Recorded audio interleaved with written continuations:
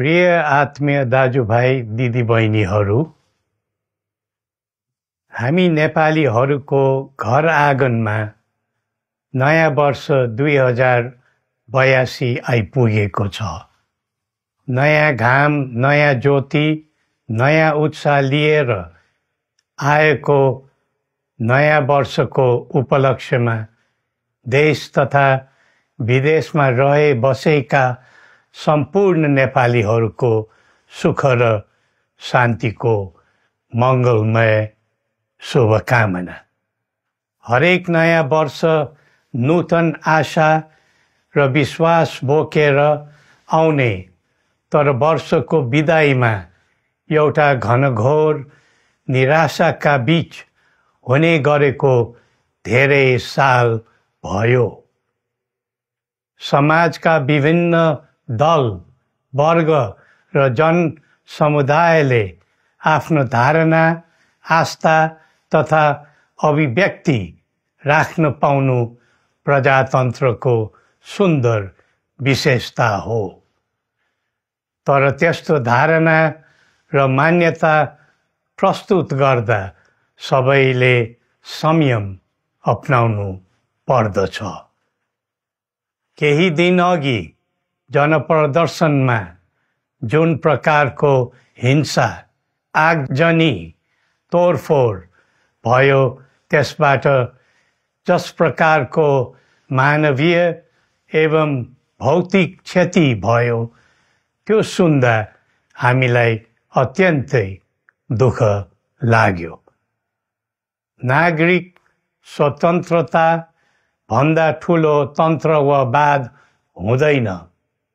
वास्तविक प्रजातन्त्र त्यहाँ हुन्छ जहाँ राम्रो, नराम्रो, जनगुनासो वा गुणगान सुन्ने परम्परा र संस्कार हुन्छ। नेपाली जनतामा देश र भविष्यलाई लिएर जुन खालको जागरुकता पैदा भएको छ, त्यसलाई हामीले सकारात्मक रूपमा लिएका छौँ। वास्तवमा नेपाली जनतामा रहेको देशभक्तिपूर्ण भावना विश्वमै अनुकरणीय र अनुसरणीय छ। देशलाई विद्यमान जटिलताबाट मुक्त गराई शान्त, स्थिर र समृद्ध मुलुक बनाउने जागरुकता जुन पैदा भएको छ, नयाँ वर्ष 2082 मा नेपाली जनताको चाहना अनुसारको परिणाम हासिल हुने विश्वास थपिएको छ। मुलुकमा व्याप्त अशान्ति, अराजकता, निराशा र असन्तुष्टिबाट आम नेपालीलाई मुक्त गर्न नेपालको राज संस्थाले जहिले पनि योगदान पुर्याउँदै आएको विदितै छ। राष्ट्रियता र प्रजातन्त्रलाई मूल कार्य मान्दै जनभावना बमोजिम चल्ने बहुदलीय प्रजातन्त्र र संवैधानिक राज संस्थाको परम्परामा हाम्रो मान्यता रही आएको छ। वर्तमानमा बदलिँदो जनचाहनाको पनि कदर गरी राज्य शक्तिको स्रोत जनता नै हुन् भन्ने मन्जुरी सदैव स्थापित हुनु पर्दछ। राष्ट्र निर्माता श्री 5 बरामहाराज धीराजको दिव्य उपदेशलाई नै अबको राज्य सत्ताको मूल मन्त्र सोच्नुमा के होला? सन्तुलित कूटनैतिक सम्बन्ध र आत्मनिर्भर नेपालको परिकल्पना नै पृथ्वी पथको मूल सार हो। यही नै राजनीतिको मूलधार हुनु पर्ने हो। विश्वको बदलिँदो परिस्थितिलाई मनन गर्दै विश्वव्यापीकरण र स्वतन्त्र व्यापारका आधारहरूलाई चुनौतीको रूपमा लिँदै चरम आर्थिक मन्दी भोग्नु परिरहेको अहिलेको सन्दर्भमा नेपाल जस्ता विकासोन्मुख देशले आत्मनिर्भर अर्थतन्त्र निर्माणको कार्यमा अर्जुन दृष्टि लगाउनु पर्ने समय आएको छ। स्वदेशी स्रोत साधनको प्रयोगले स्वदेशमै उत्पादन गरी स्वदेशमै खपत गर्दै आन्तरिक अर्थतन्त्रको चक्रभित्रबाटै मुलुकको समग्र अर्थतन्त्र आत्मनिर्भर र चलायमान गराउनु पर्ने विश्व परिवेश निर्माण हुँदैछ भन्ने सङ्केतहरू देखा परिरहेका छन्। विश्वकै उत्कृष्ट यो भूमिमा बाँच्न समेत गाह्रो हुने स्थिति पैदा भएपछि बढ्दो युवा पलायनलाई रोकी युवा शक्तिको श्रम र सिपलाई स्वदेशमै उच्च उपयोग गर्नु पर्दछ। युवा स्वरोजगारको निम्ति अवसरहरूको खोजी गरी नेपालमै आय आर्जन गर्न सक्ने वातावरण तयार गर्नुपर्ने आजको पहिलो आवश्यकता बनेको छ। सबै नेपालीको तन, मन र ध्यान त्यसैमा लगाउनु परेको छ। विश्वभरि छरिरहेका नेपालीहरू एकताका सूत्रमा बाँधिन अब ढिला गर्नु हुँदैन। आफ्ना ज्ञान, सिप र सामर्थ्य मात्र होइन, त्यहाँ आर्जेको पुँजी, स्रोत र साधन समेत नेपालमै लगाउनु पर्दछ भन्ने भावना सबैमा जागृत गराउनु परेको छ।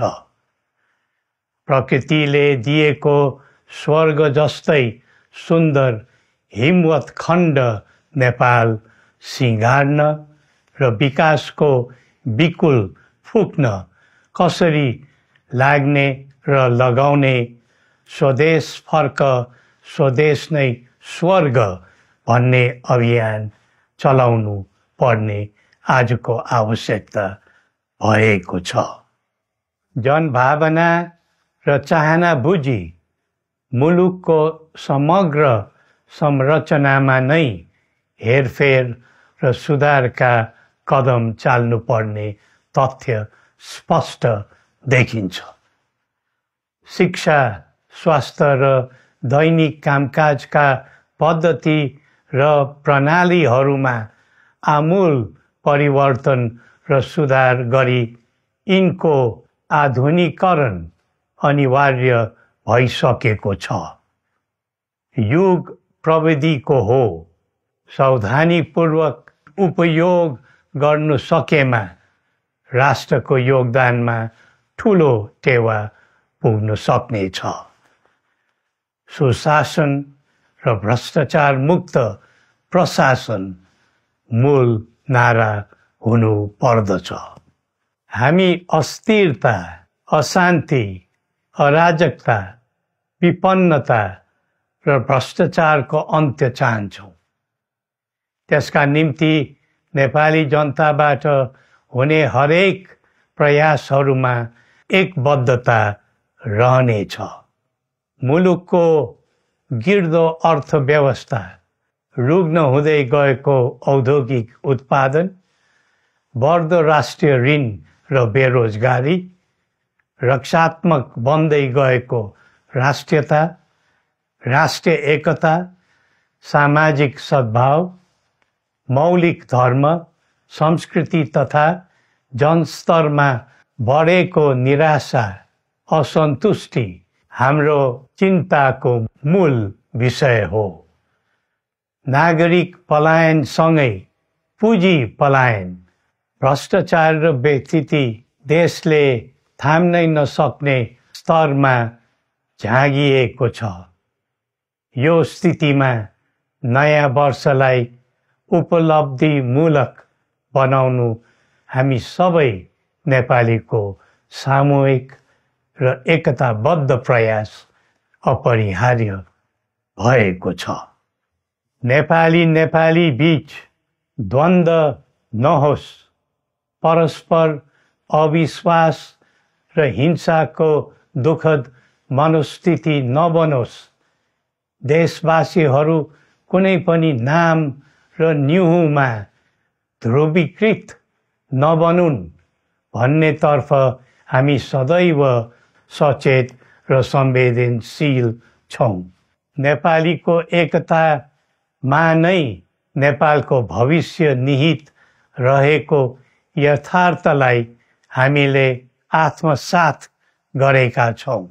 सबैले यही वास्तविकतालाई आत्मबोध गर्नुपर्दछ भन्ने ठान्दछौँ। हाम्रा आह्वान हामी कसैको निजी स्वार्थपूर्तिका निमित्त होइन, कुनै खालको सैद्धान्तिकवाद वा विचारको होइन, समग्र राष्ट्रको स्वाधीनता, समग्र जनताको सम्प्रभुता तथा नेपाल र नेपालीको सुखमय प्रतिष्ठाको निम्ति हो। आफ्नै प्रकारको अग्रणी राष्ट्र हामीले नै बनाउने हो अनि आफ्नो स्वतः र अस्तित्व हामी आफैले उठाउने हो। संसार धेरै अघि बढिसक्यो, तर हामी यो वा त्यो वादको चक्रव्यूहमा फँसेका छौँ। नेपाल आमालाई केन्द्रमा राखेर हाम्रा विचार बन्नुपर्छ, हाम्रा कदम चल्नुपर्छ। हरेक समस्याको समाधान संवाद, सहमति, समन्वयन र सहकार्यबाट हुन सक्छ। आगामी वर्ष नेपाली इतिहासको स्मरणीय र सुनौलो सम्झना बन्नुपर्छ र बनाउनु सकिन्छ भन्ने विश्वास हामीले लिएका छौँ। नयाँ वर्षले नयाँ आशा, उमङ्ग र उत्साह ल्याओस् अनि नेपालीको सुनौलो भविष्यको सुनिश्चितता होस्। श्री पशुपतिनाथले हामी सबैको कल्याण गरून्। जय नेपाल।